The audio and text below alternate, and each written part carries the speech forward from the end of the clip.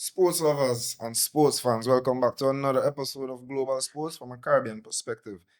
Ultimate place for all things sports. Best games, the best teams, the best players, with the best takes, all from a Caribbean perspective. I'm your host today, Shabba, and I'm here with Dubs.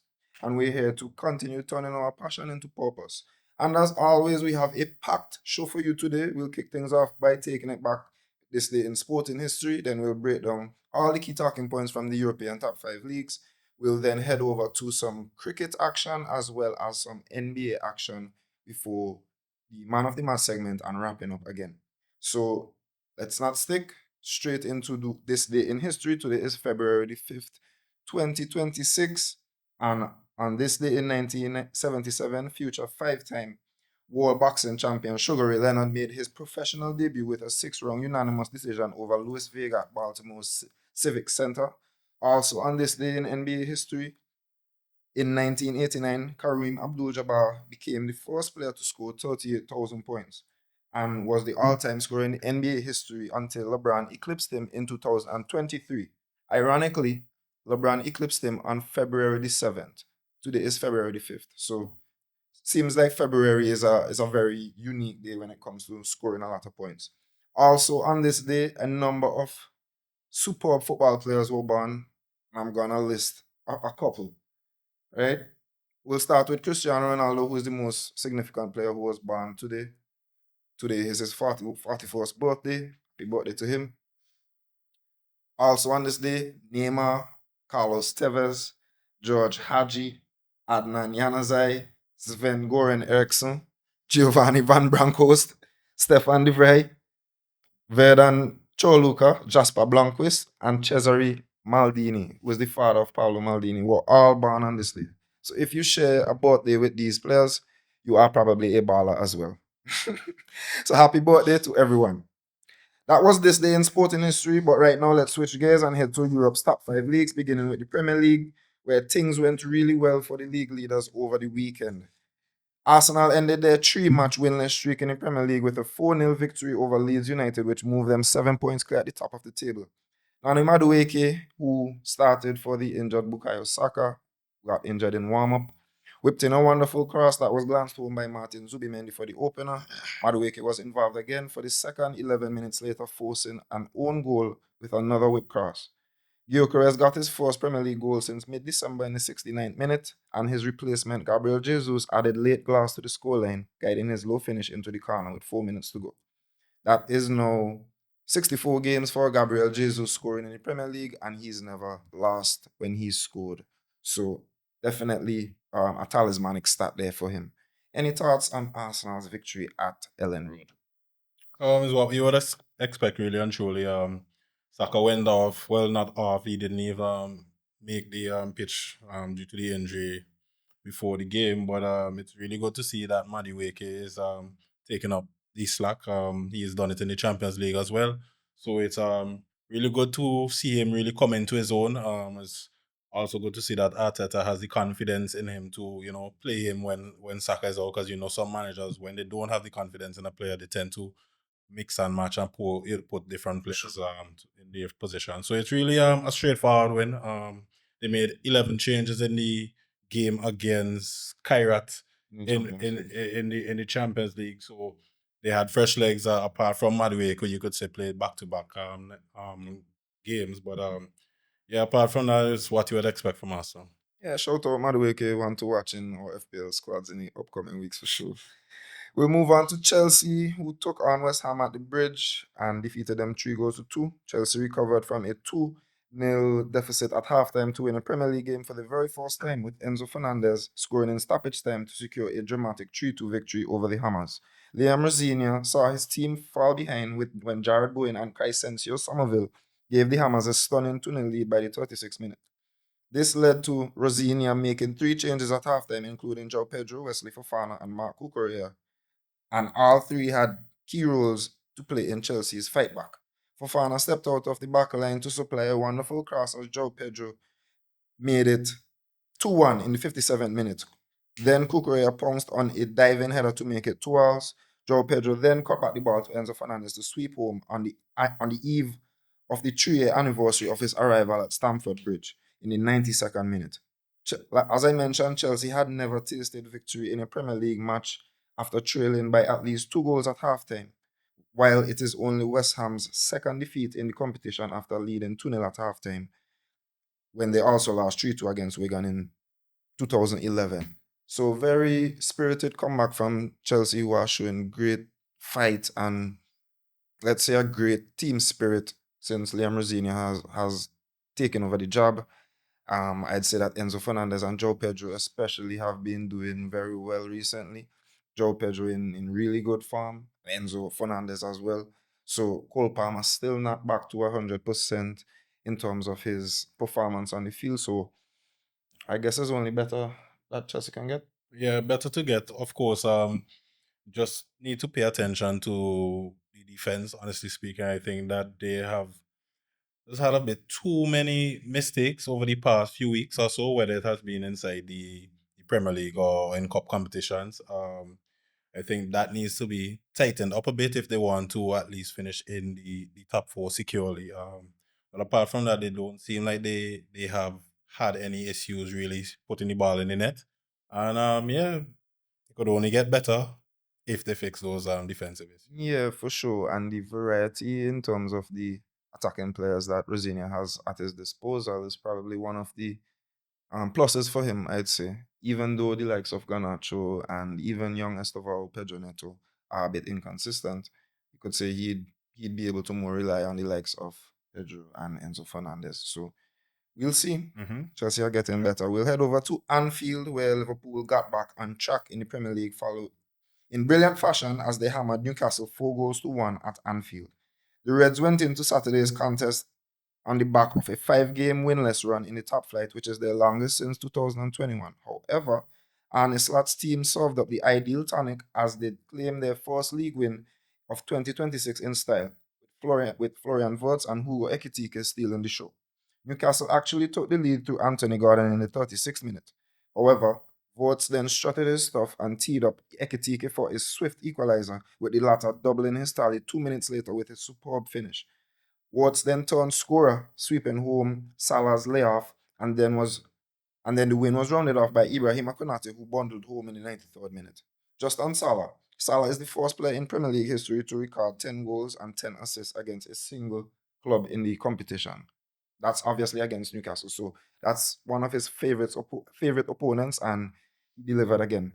Ekitike's brace took him to 10 Premier League goals this season, and at 23 years old, he is the youngest player for Liverpool to reach double figures in a league season since Michael Owen in 2000-2001. Wow. So Liverpool back on track, as we mentioned, with a stunning performance against the Toonami, coming off of another goal-filled game against Karabakh in the Champions League. Liverpool have now scored, that's 10 goals in their last 2 games, Ekitike and Farm.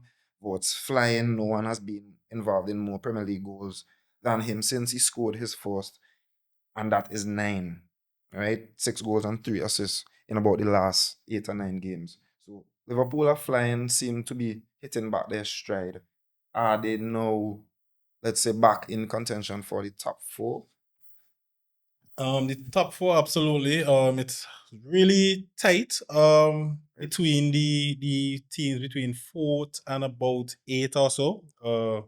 There's a few points separating them, 6 points or so. It's really tight. I really believe that you need to be very consistent in this running, especially with the other competitions involved. You need to be very disciplined, sure of what the game plan is, and execute. In every game, they have every all the quality. They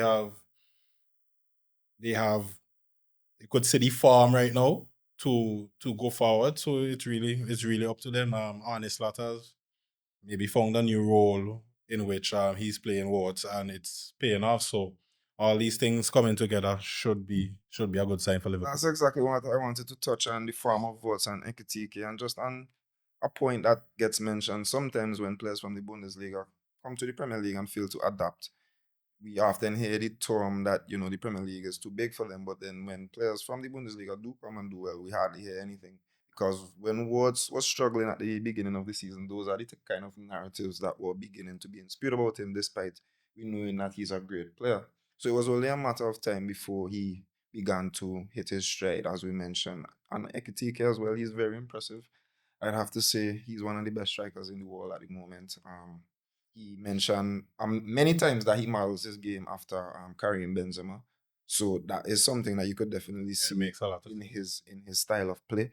And yeah, he's definitely one to watch for not only the future but definitely right now. So we'll move over to Old Trafford, where Manchester United made it 3 wins in as many Premier League games under Michael Carrick as Benjamin Sesko scored a late goal to salvage a 3-2 victory against Fulham. United were cruising towards victory when Matheus Cunha put them 2-0 ahead in the 56th minute.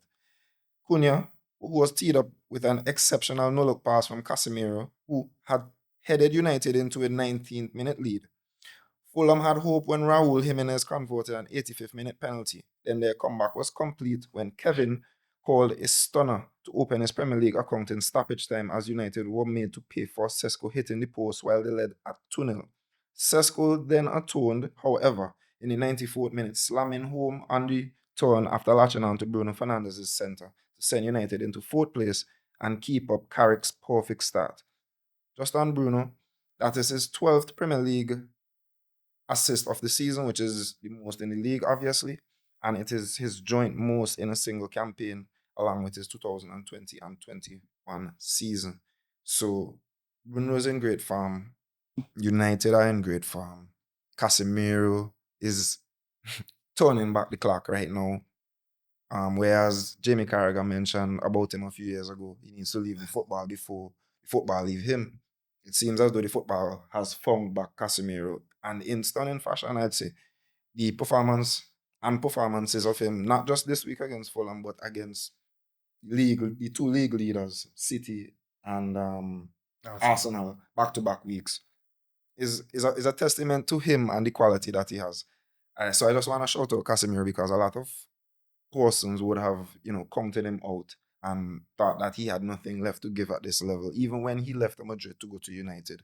But this is not the first great season or good season that he's having for them. So this man is definitely an underrated player outside of his, because the narrative is that his hands were held basically by Casemiro, by Cruz True. and Modric, and that he was a nothing player. He was just there to tackle. But he's now showing in a different environment that the quality he has in his boots. But just on United in general, that's now 3 wins in a row in the Premier League, as we mentioned, since Carrick took over. And things are looking up. Yeah, my partner just had 2 more games left before he could cut here. Yeah, Yeah, he but needs that. He needs that. Trust me. on a serious note, it's quite the turnaround really and truly because even going back to the game against Arsenal when Arsenal equalized under Amorim or coaches before, United would be basically deflated by that and go into a shell and basically get shelled. For sure. But we've seen in the Arsenal game and now in the Fulham game when teams look like they have the momentum and are able to equalize or pull things back. Man United hit them with a quick sucker punch, which is crazy, and it's really good to see the resilience and just the fight in the players. Sesko, I know, is not one of the fan faves. He has been getting a flocking really and truly since he has come over, but yeah, it was quite the goal to get them the 3 points. And Bruno is just a fighter, really and truly, because by the time when the ball hit the back of the net, Bruno is on the ground. After the counter attack, and just a wonderful cross. So it's just good to see that Carrick has them feeling confident enough that they could, go out and play football and fight for the crest. Like so Alex would have always wanted, and just Man United fans and the guy with the afro. So it's just brilliant to see, and I just hope that they could carry it on. Also on Bruno. Bruno is also, I think, somewhat underrated. Maybe he's not in the mold of Pedri and Vitinha and that type of midfield player, but he is a wonderful player. He is a superb number 10. The record speaks for itself. Leads the Premier League in assists. It's not the first time that he's gotten at least 12 Premier League assists, and we're only in February, so I'm sure he'll add to that tally. So shout out to Mr. Bruno Fernandes, who often gets flack, but he has stepped up another level this season and put United on his shoulders, along with Brian Mbeumo, who has as well, who came over from Brentford. Over to Spurs, who took on Man City at the Tottenham Hotspur Stadium. Dominic Solanke, though, scored a stunning equaliser as he inspired Tottenham to come back from 2 goals down to draw 2-2 with Premier League title challengers Man City. Having halved the deficit for his team 8 minutes after the restart, Solanke completed his fourth top flight brace in style as he brilliantly flicked home in the 70th minute. Solanke's goal cancelled out great finishes by Ryan Cherky and the impressive Antoine Semenyo as both teams shared the points. This was the first time City had led by 2+ goals in a game and failed to win since April 2018, which was a 3-2 defeat to Manchester United. Coming into Sunday's match, City had won each of the last 115 occasions when leading by 2 goals at the break in all competitions. So, more points dropped by City. Cherky and Semenyo, impressive. Another goalless game for Haaland. Impressive finish by Solanke. Some questionable refereeing decisions as well. Where you want to touch? How the hell Solanke doing this? Because there's like 2 or 3 games running where you get some pull off some either, inadvertent finishes. Some would say instinctive. Some would say instinctive. But yeah, it's City leading by 2 goals to 0 and relinquishing the lead like that is inexcusable, really and truly. As I said before, with this kind of game plan, this kind of execution, you cannot win the league like this, especially when Arsenal from time to time is looking impeccable. Haaland isn't giving you the robotic performances he was earlier in the season. I'm not sure about the services, if they are right, if he is not being as involved as he was. And even when I say as involved, that's 5 touches in the game, 3 goals. You know how it goes with him. It's really hard to wrap my head around what is going on with Manchester City at the moment. Rodri looks like a shadow of him. Doesn't look like the same person, a shell of himself. Yeah, it's just not a fully complete performance. And I want to touch on the Haaland point because we saw Omar Mamouche come back from the African Cup of Nations and he started over Haaland in one of the Premier League games. City played well. He scored. He started over Haaland again in the second leg of the EFL semi-final. City played well and he scored twice again.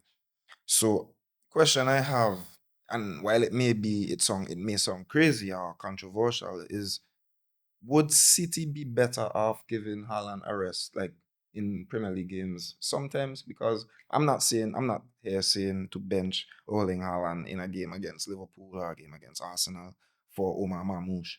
But should Pep find a way to integrate Mamouche in the team, considering his great performances whenever he takes over the number 9 role from Haaland? yeah, I think he should. I mean, when a player is performing, you at least give them the opportunity to continue to do more. Um, it's a real ticklish one because of the amount of quality around and Marmoush in the squad. While it does involve Haaland, I think the likes of a Foden is in there as well, where he could also play behind Haaland. I think the difference with Marmoush and Haaland is the link up and the fluidity you get when he's on the field. Actually, and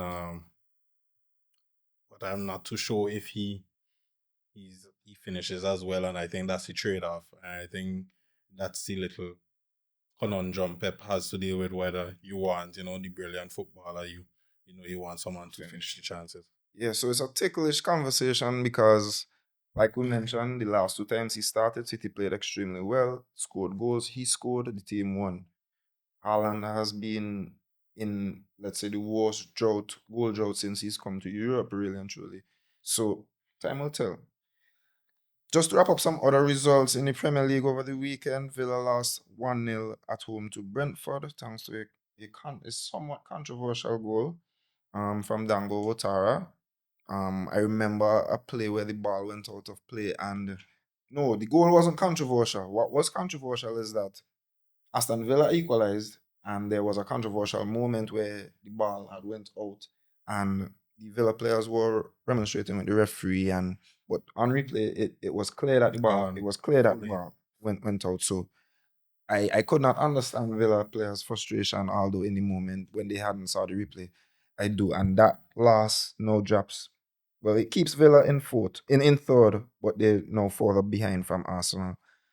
Forest and Palace played out a 1-1 draw. Bournemouth defeated Wolves 2-0. Brighton and Everton played out a 1-1 draw as well. And Sunderland, the impressive Sunderland beat Burnley 3-0 at home. So just to recap the table, Arsenal remain in fourth on 53 points. Man City in second on 47 points. That is 6 points behind. Aston Villa in third on 46 points. Manchester United in fourth on 41 points. Chelsea in fifth on 40 points. Liverpool in sixth on 39 points as the top four race heats up. That's a wrap in England, where we head straight over to Spain in La Liga, where we had round 22 action. We'll start with Elche 1, Barca 3. Barca moved 4 points clear at the top of La Liga after a dominant 3-1 victory over Elche on Saturday. Lamine Yamal, Marcus Rashford, and Ferran Torres sealed the points for Barca, who had to rally after being pecked back by Alvaro Rodriguez in the first half. So not much to mention about Barca here. Again, another comfortable victory where they could have scored even more than the three that they scored. Elche threatened time and time again in behind the Barca line, trying to keep possession as they usually do, but ultimately were undone by Barca's firepower up front. Barca remain on top. Not much to mention there. Not much. Big up Alvaro again. Scoring against Madrid and Barca in the same season. So just credit to him. Hopefully he could continue doing anything as a youth man and probably get called up for the national team. Yes, and we move over to Madrid, who took on Rayo Vallecano at the Bernabeu, where Kylian Mbappe scored a 100th minute penalty to earn Madrid a dramatic 2-1 victory against Rayo, who finished with 9 men in front of a frustrated Bernabeu on Sunday. The France superstar kept his cool against Madrid's city rivals in an otherwise underwhelming outing from him after Brahim Diaz won a last gasp spot kick from Noble Mendy. Jorge de Frutos had cancelled out Vini Jr.'s fine opener in an ill-tempered fixture, which saw Pathé Cisse dismissed for the visitors with 10 minutes to go. Pep Chavaria also saw red as his frustration boiled over late on as Madrid moved to within a point of Liga leaders Barca. So as mentioned there, it was a underwhelming outing from Mbappe and the team on Sunday. The crowd was obviously, rightfully angered following the humiliation in Benfica, and they let their frustrations be heard and saw. So Vini opened the scoring with a brilliant finish.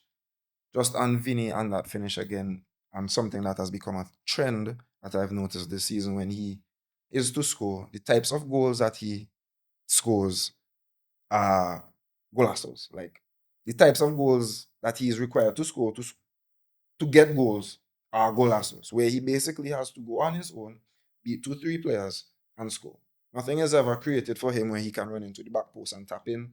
It's hardly a team effort where it's 3, 4 passes, a quick link up, followed by a true ball in behind for him to just slap past the keeper. It's always this goal like what we saw against Barca, goal like what we saw against Rayo.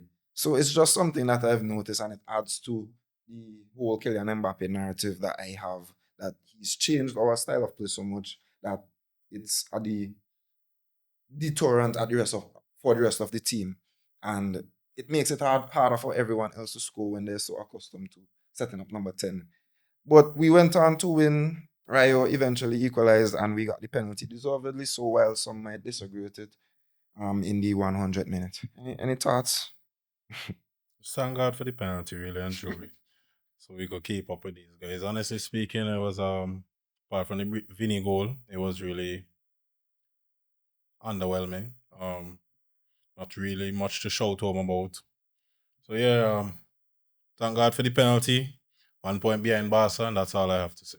Yeah, and that's really the only positive that we could take from a game like this, if we're being really honest, because teams like Rayo are who we should be dispatching comfortably with the quality of players in the squad.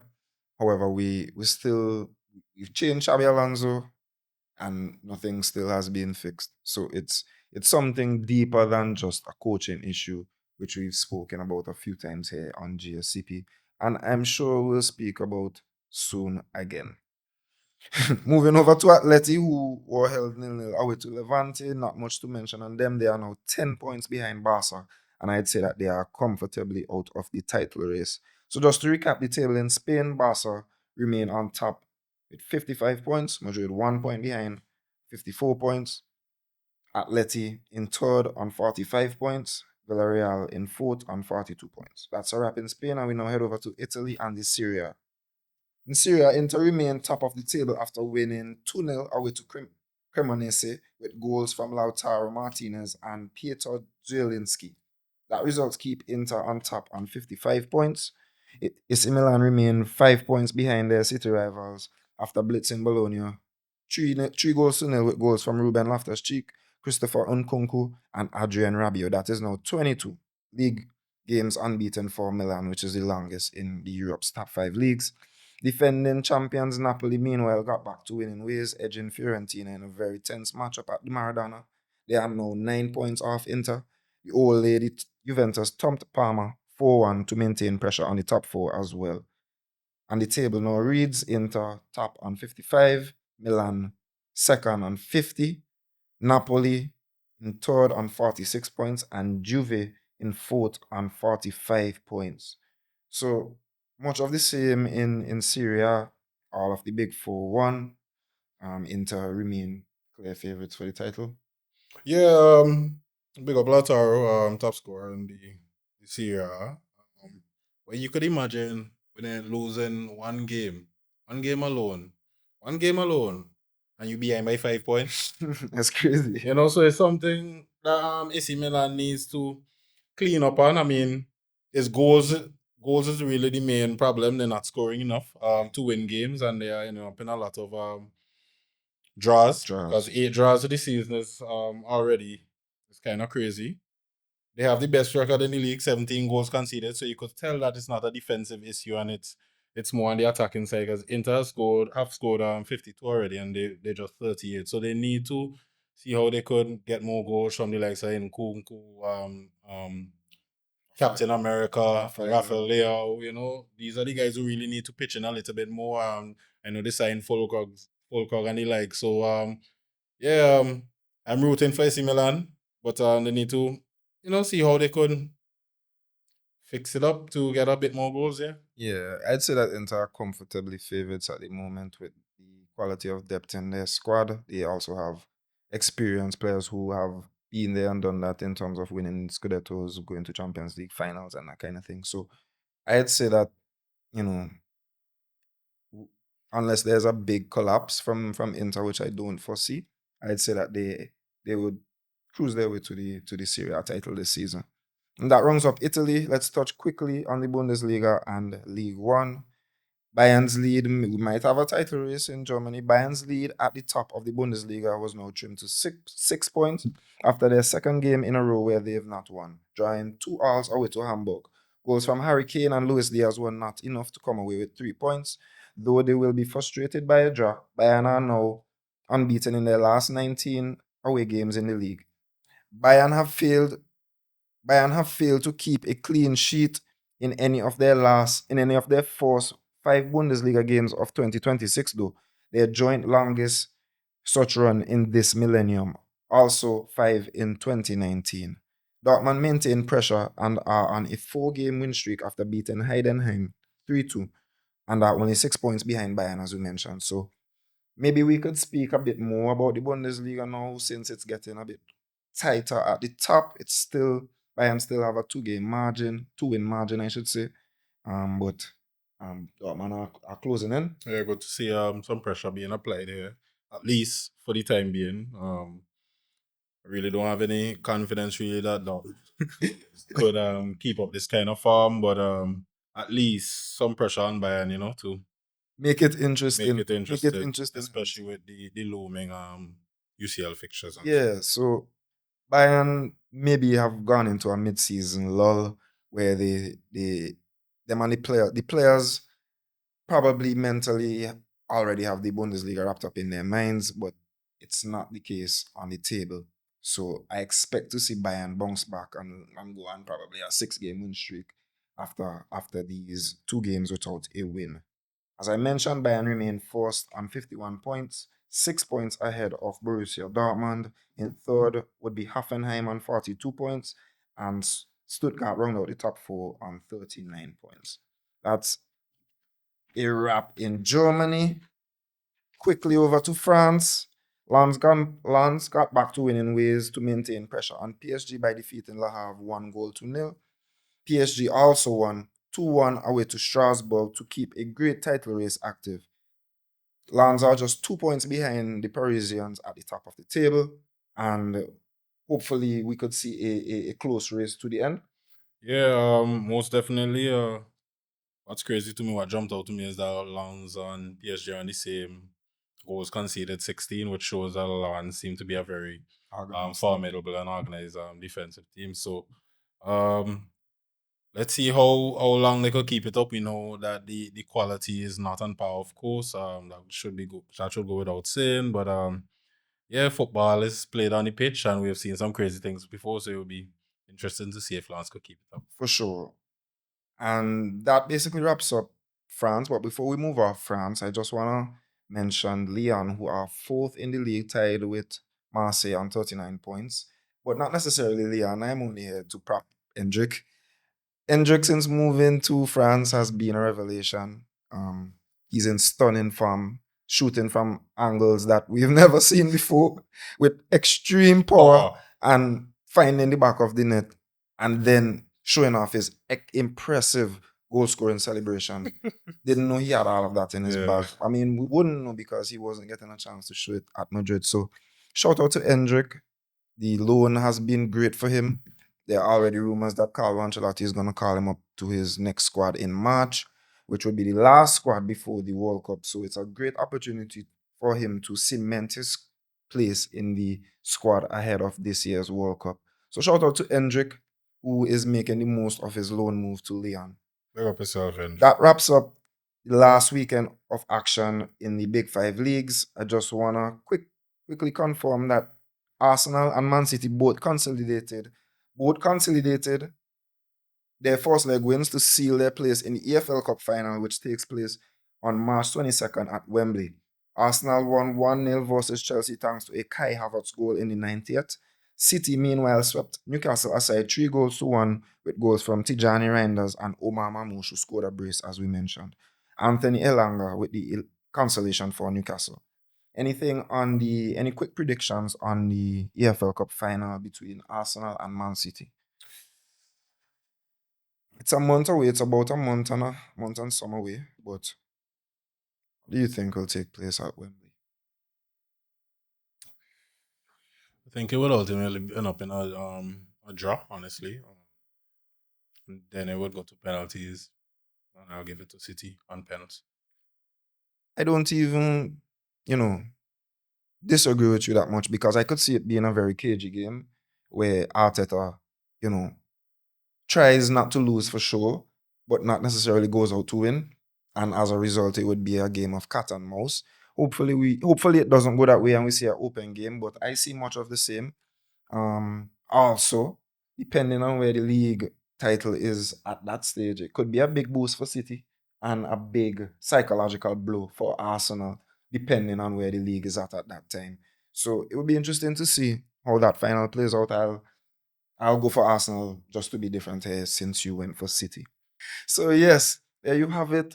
On March 22nd at Wembley Stadium, Arsenal will face Man City in the Carabao Cup final to see who will take home the first piece of silverware in England this season. I have some quick Copa del Rey wrap up for you. The semi-final of the Copa del Rey has been confirmed, where Barca, Real Sociedad, Athletic Bilbao, and Atletico Madrid have all advanced to the semi-final of the Copa del Rey, all winning on the road by a 1-goal margin, except for Atleti, who demolished Real Betis 5-0. Barca defeated Albacete 2-1. Real Sociedad defeated Alaves 2-1 as well, and Athletic Club defeated Valencia 3-2. These teams will now be placed into a draw, which will take place sometime upcoming to determine who plays who in the semi-final. All right, and that's it for the football side of things across Europe.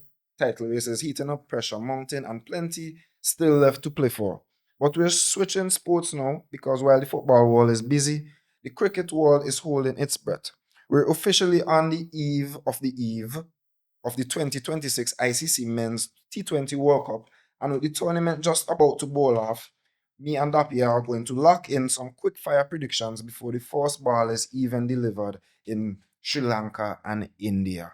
So, as mentioned, the tournament is going to be hosted in India, and we have some predictions here, and we're going to start with the tournament winner. And I'm going to go straight off the bat and say Australia. Who do you have? I go with India. India.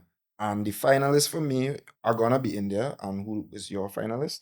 I say South Africa. South Africa. There you go. So Dappy's final is India versus South Africa. My final is India versus Australia, with Australia winning for me and India for Dappy. My top run scorer is someone synonymous to the show as well. We spoke about him in the last episode of Global Sports from a Caribbean perspective. I'm going to go with Quinton de Kock of South Africa.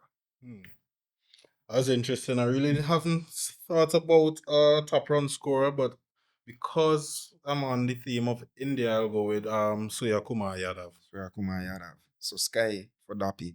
My leading wicket taker is gonna be Jasprit Bumrah because he's in home conditions, best fast bowler in the world.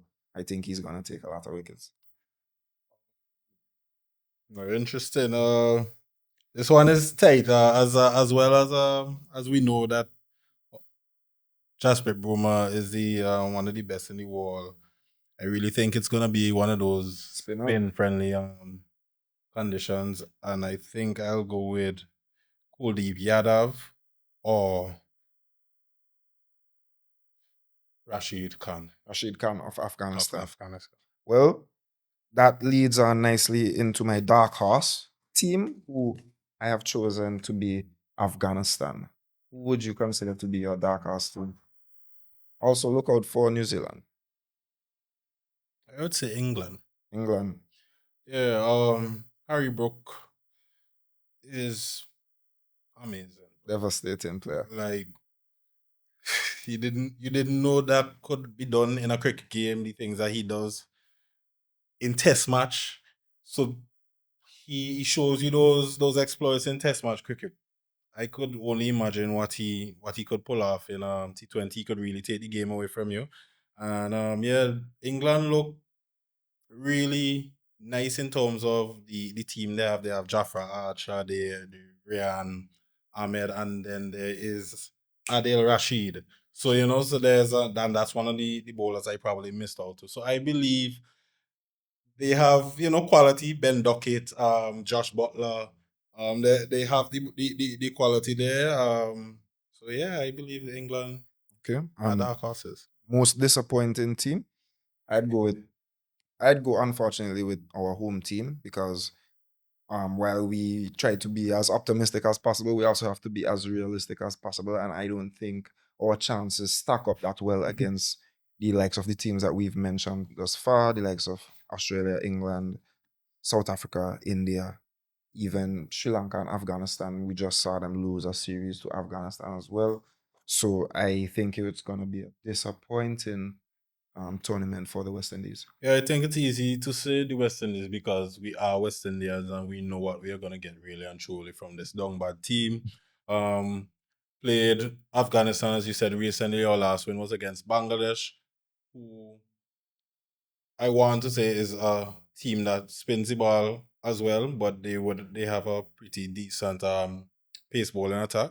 But I only said this to say West Indies going into India where we have spin friendly conditions is not a good recipe for success, honestly speaking. While we have some good players who could play spin, the team is not fully equipped for that, and I think that is what would dismantle us the most. Okay. And finally, we're gonna have a pick for player of the tournament. Right? So my player of the tournament, since I'm gonna go with Australia being the winner, I would probably assume that the player of the tournament will come from the Aussies as well. And I'm gonna go with Travis Head. He just seems like the type of player who will have a match-winning performance in a final or a semi-final and lead Australia, if not all the way, somewhere halfway to the way. Josh Inglis as well is another name worthy of mention in that powerful Australia batting lineup. But I'm going to go with Travis Head for player of the tournament. Okay, I think because I already selected Sky for most runs in the competition, it's only right that I propose him as the player of the tournament, unless we see something really crazy from the bowlers. Yeah, Suya Surya Kumar. Kumar, yeah, that- Okay, so there you have it. Those are our predictions ahead of the T20 World Cup that kicks off this Saturday in India and Sri Lanka. And those were our predictions. In a format short like T20, anything can happen. We know that these predictions could look completely stupid in about a month's time, but they could also be correct just based on the unpredictability of the Yep. T20 format.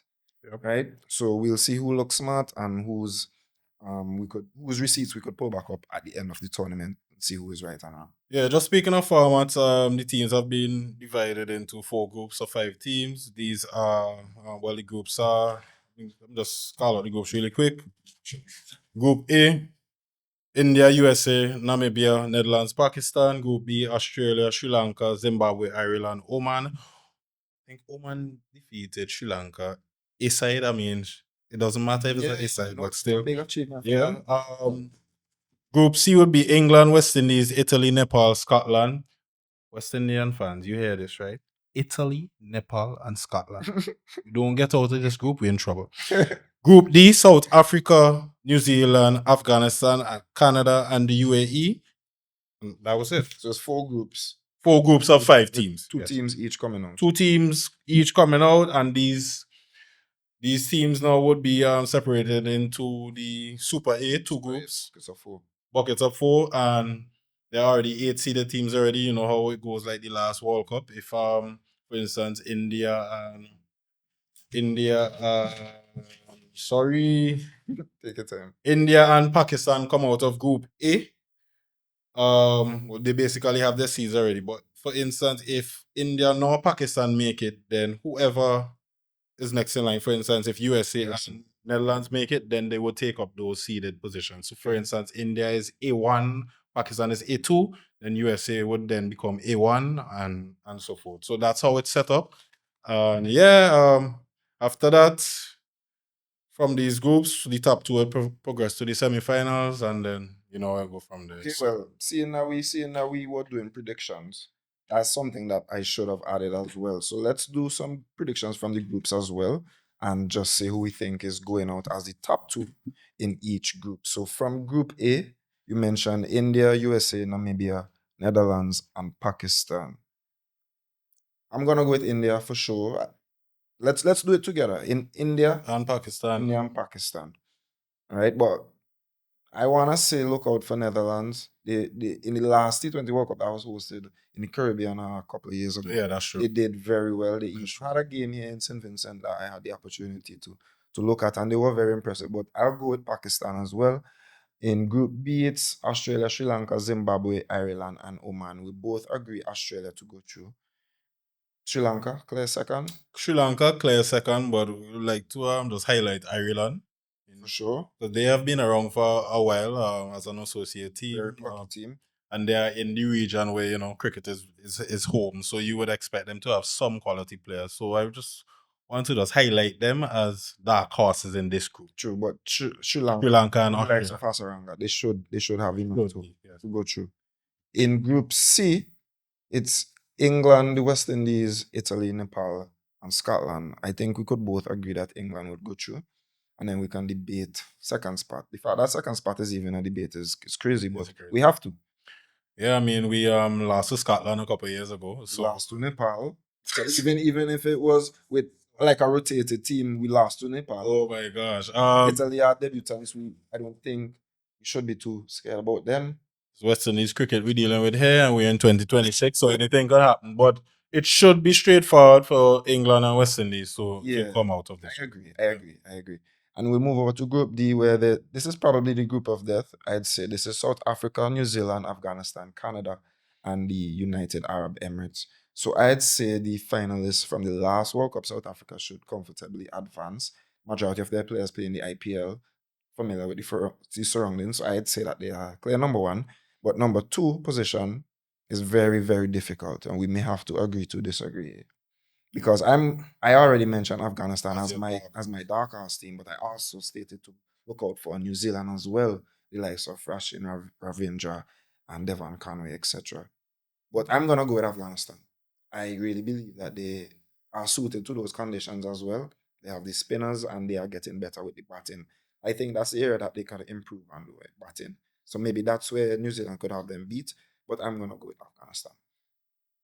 Um, yeah, I really can't disagree with you going with Afghanistan because of the condition, because they also have players who've been playing In the in IPL. T20 leagues around the world, IPL especially.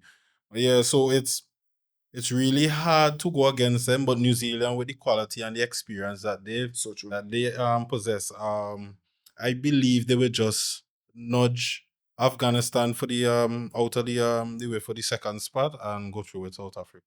Okay, so there you have it. That was our first disagreement there. So we'll see what takes place in Group D, which is most definitely the group of death. So that would basically compile our Super 8. And we already mentioned who we think are going to be our finalists and winners. So there you have it. Those are our predictions from the T20 World Cup that takes off on Saturday. We will switch sports again and head to the NBA and check on the state of play at the moment as we head into the All-Star break. In the East, the Pistons are leading the conference by 5.5 games ahead of the New York Knicks and the Celtics, who have been playing great basketball and have now traded for Nikola Vucevic as they anticipate their prospects are better than originally thought when Jason Tatum went down injured. In the West, OKC remains out front, but their quest for having the best ever regular season is long gone. 5.5 games behind now are the impressive San Antonio Spurs, led by Victor Wembanyama's 24 points, 11 rebounds, 2 blocks, and 1 steal and 50% shooting. And with Wemby, the stats don't really do him justice, especially on the defensive end, as his mere presence alone is a deterrence. So him, along with Darren Fox, Stefan Castle, Devin Vassell, Dylan Harper and company, they are a legitimate second place team. The likes of Denver Nuggets, Houston Rockets, the Los Angeles Lakers, Phoenix Suns, and Minnesota Timberwolves are all separated by 2 games the most, indicative of the competitive Western Conference. The stat leaders currently, Luca currently leads the league in scoring, 33 points per game. Carl Anthony Towns leads the league in rebounding, 12 per game. Cade Cunningham leads the league in assists, 9.8, almost 10 per game. Victor Wembanyama leads the league in blocks per game, 2.7, and Kayson Wallace leads the league in steals per game at 2.1. We also had the All-Star game starters announced in the Eastern Conference. Giannis Antetokounmpo, Jalen Brown, Jalen Brunson, Cade Cunningham, and Tyrese Maxey were named starters for the East, while Stephen Curry, Luka Doncic, Shea Gilgeous-Alexander, Nikola Jokic, and Victor Wembanyama were named starters for the West. Now we'll move over to some quick trade talks and we'll have some back and forth discussions here. So over the past few days, today, February the 5th, is the trade deadline in the NBA. And the biggest name that was on the trade block was Giannis Antetokounmpo, who was rumored to have been wanting to get out of Milwaukee. However, the trade deadline has now passed and he remains in Milwaukee. So, where do you think Giannis can go where the team would stay competitive and they would be able to challenge for a championship? Because it's plain to see that he's probably going to leave in the summer. All right. So, where do you think is the best destination for him? Where the team could still stay competitive. Okay, so I think the Minnesota Timberwolves probably is the team that he can go that nothing much changes.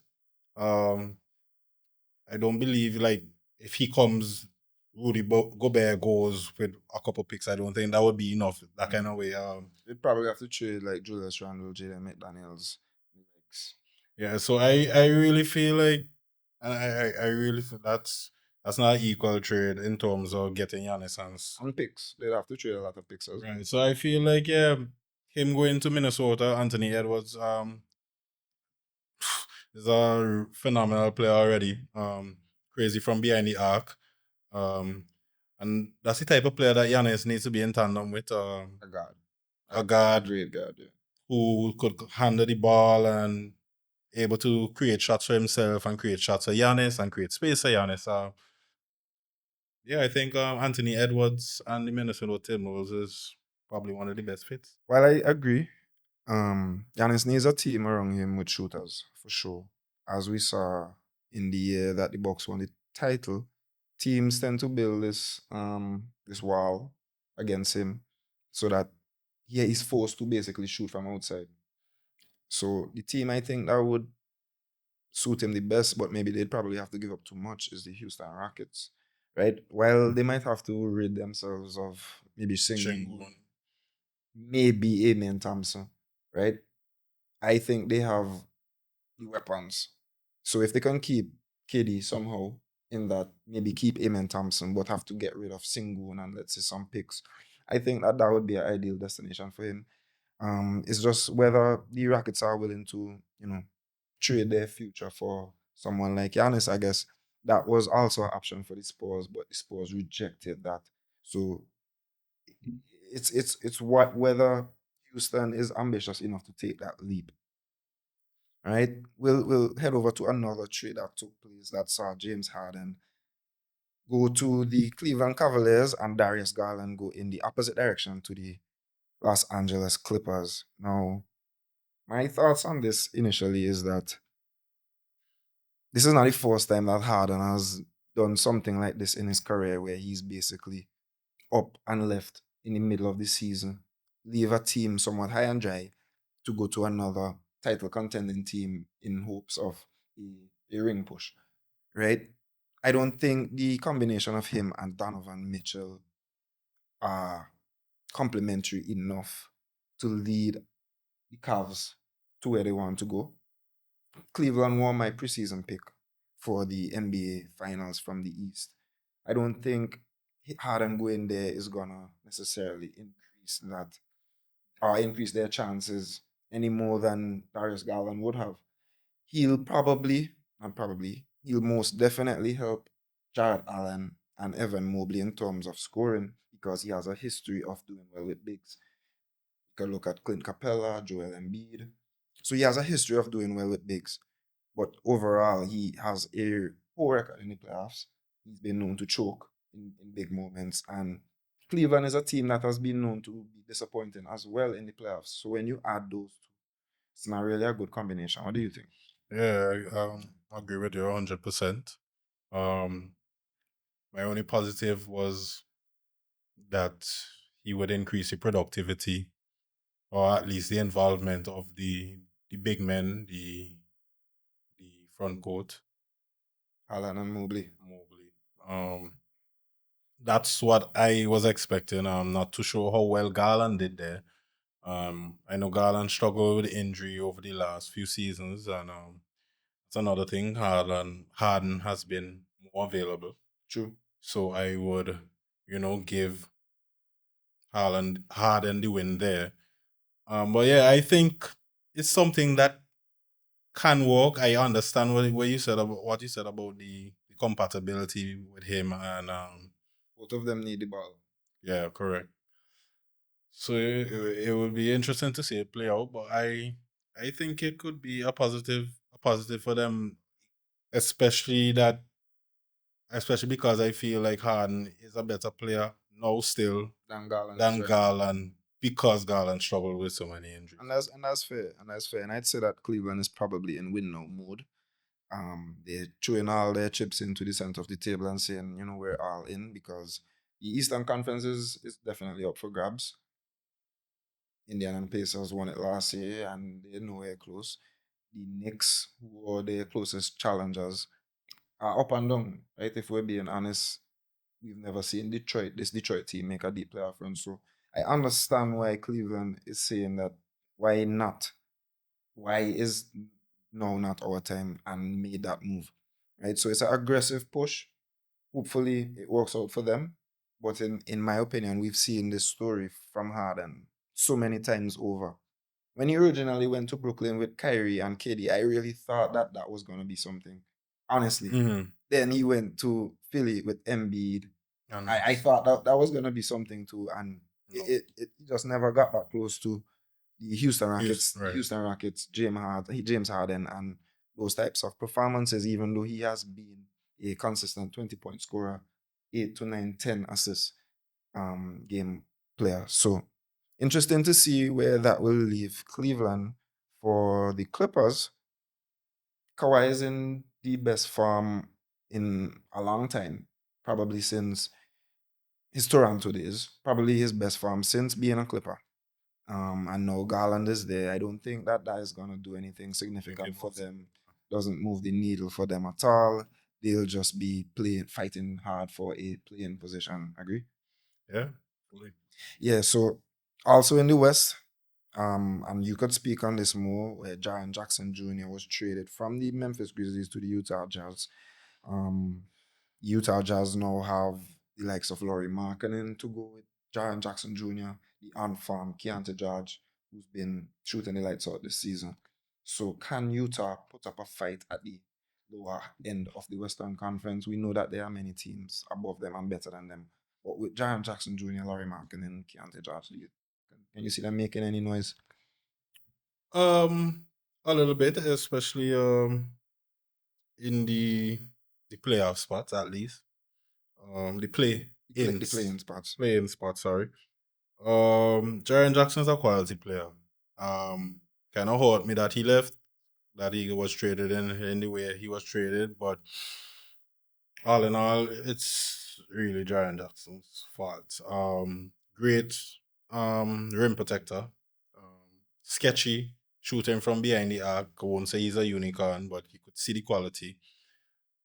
But he's one of the worst rebounding big men, and I think had he been better, then you would have seen a more progressive Grizzlies team. Uh, And where does that leave the Grizzlies? Because we saw like I mentioned, the trade deadline has already passed and Ja Morant stays in Memphis, but the rest of the team has basically been gutted.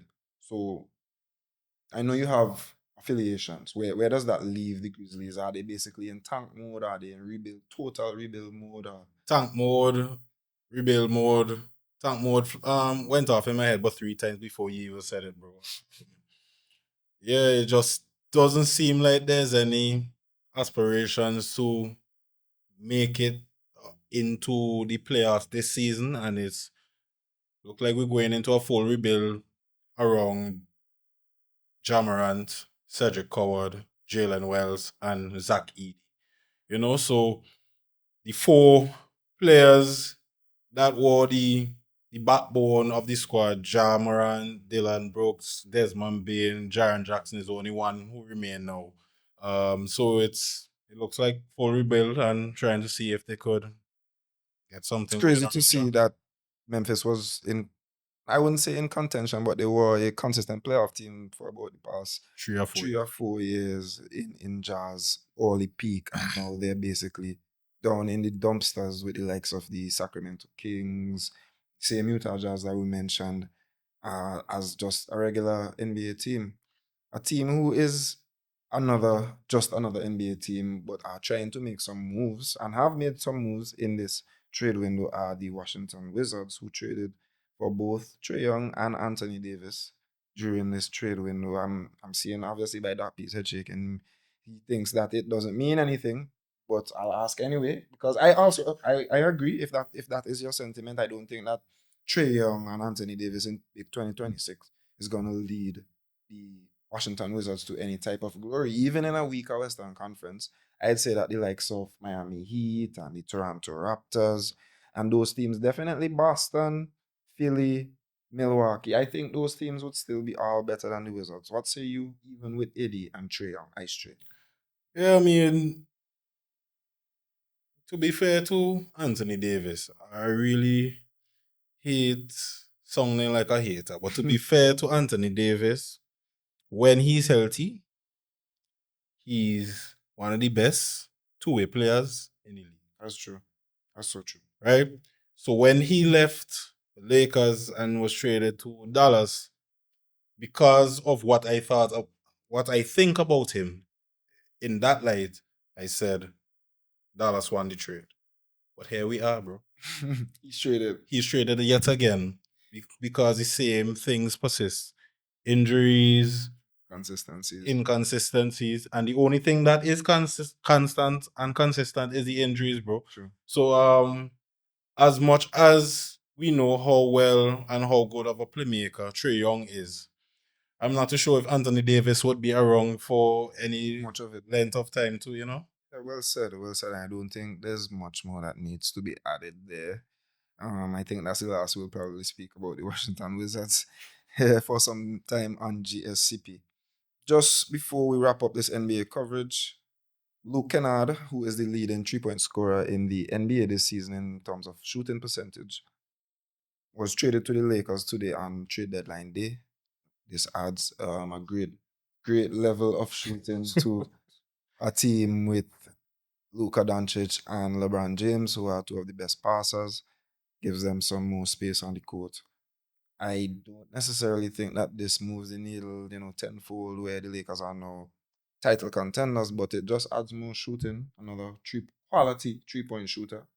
Yeah, it does. It's crazy that he went to Lakers, bro. He was at Memphis when things were going well, and he was the leading shooter in that year as well too. So yeah, I'm happy for Luke. Pretty sure he's happy that he's in the Lake Show. It doesn't necessarily move the needle because I think that the Lakers, even though we know it's sketchy some days and then lights out on some other days, especially when Austin Reeves and Luka is really going at it. They have shooters already, and I think what is needed is what they traded. True. Anthony Davis. I still think, Big. yeah, De'Aaron Ayton has been doing well. Credit to him. But he's one of those pick and pop guys, soft in the post. Very soft, very soft. And I think they really need someone, to just bully ball and yeah. That's so true. Yeah. That's so true. If anything is gonna be holding back the Lakers this season, it's gonna be the soft center. Pun intended as well, because they are missing, complete rim protection. And despite Luka's and LeBron's greatness, I don't think it would be enough to take them over the line and be competitive against the likes of Oklahoma City, San Antonio, let's be honest, Denver, and Minnesota, and the teams above them in the Western Conference. So that wraps up our NBA coverage. So it's been some time since we spoke about the NBA, but we're gonna be speaking about it more in the upcoming weeks. It's almost All-Star weekend. So stay tuned for more NBA coverage throughout the rest of the season. And before we go into our Man of the Match segment, this Sunday is the Super Bowl as well. I'm not certain how many of our viewers are interested in the National Football League, but me and Dappy are certainly fans of this sport. And the Patriots will be taking on the Seattle Seahawks. The New England Patriots will be taking on the Seattle Seahawks. This is a Super Bowl rematch that took place, I think, 2015 or 14, where the Patriots won a close outing, a very infamous game that had a very controversial ending, where the Seahawks should have run the ball, but Russell Wilson tossed it and was intercepted on the goal line by Malcolm Butler, right?